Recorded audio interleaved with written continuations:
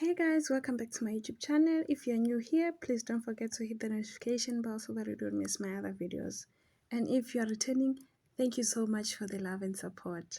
The recent official introduction of Makwela as a fifth wife has sparked renewed debate about the stability of this polygamous union, especially when it comes to Mangwabe, who has frequently expressed her wish to leave. Throughout the past season of the show, Mbali has openly talked about leaving the marriage. Her intention has been made clear on several occasions, yet despite her repeated statement, she continues to be part of the marriage. This ongoing situation highlights the emotional and cultural complexity of polygamous marriages.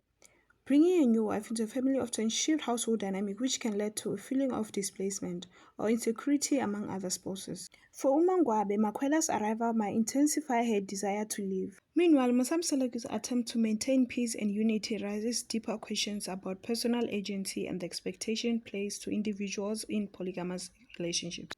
As the current season of Utando Nesithembu continues, all eyes are on Umangwabe. Will she take a step to leave or will she choose to remain despite the changes? Thank you very much for watching. That was all for now. Until we meet in my next video.